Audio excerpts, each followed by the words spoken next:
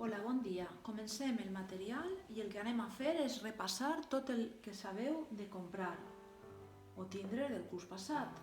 El primer és un dossier de plàstic amb 30 fundes.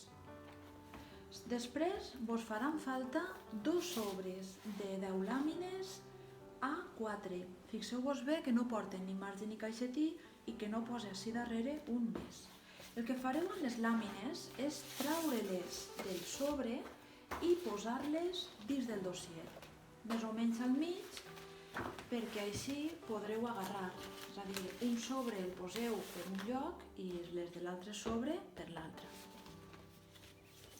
Després també vos farà falta uns quants folis blancs, normals i corrents, que el que farem serà deixar-los a la part de darrere del dossier. Quan farem tutorials utilitzarem els folis. També tenim l'acetat, que l'utilitzarem per a fer determinats treballs, i una fundeta de plàstic que també ens vindrà bé en el cas d'haver de presentar alguna coseta. Deixem també a la banda de darrere l'acetat i la fundeta de plàstic.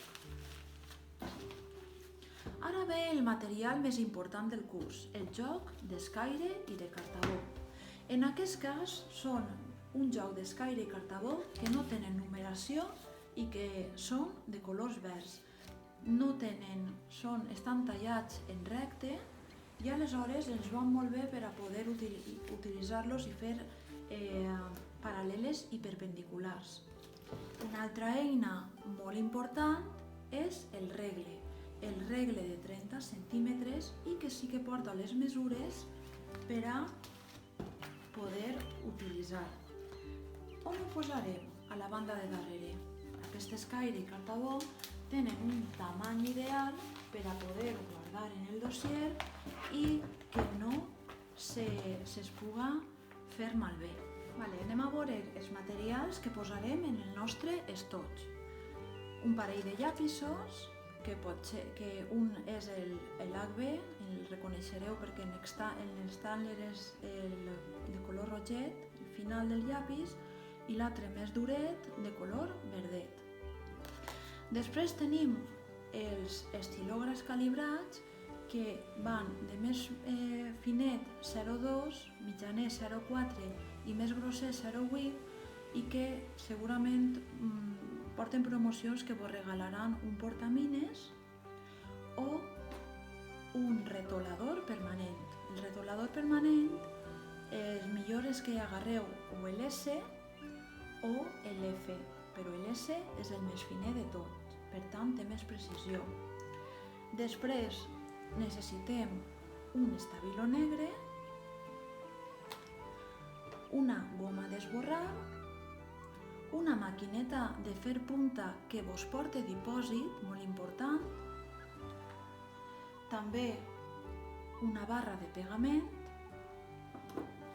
i unes tisores. Ara ve el compàs. El compàs és molt important que sigui un compàs que vosaltres el proveu i que vos funcione bé. En aquest cas, jo tinc per a mostrar-vos dos compassos Staedtler. Aquest és un compàs Staedtler molt senzill, però que va molt bé perquè té molta precisió. L'heu de provar i fer cercles a veure com vos funciona. I la caixeta no pertany al compàs, és una caixeta que tenia jo per casa. I ahí podeu veure un altre compàs amb més precisió. I després sí que voldria que recollireu el que tingueu per casa de colors de fusta. En aquest cas jo he posat uns colors bàsics de fusta que necessitareu i opcional, solament si ho teniu per casa i voleu reaprofitar-ho, si teniu estabilos de colors. Podem agarrar una gometa. Repassem tot el material. Per tant, tenim els llapisos normal i més duret, els estilògrafs calibrats i un portamines, la maquineta de fer punta amb dipòsit, la goma d'esborrar, els colors i estabilos que tingueu per casa, un retolador permanent,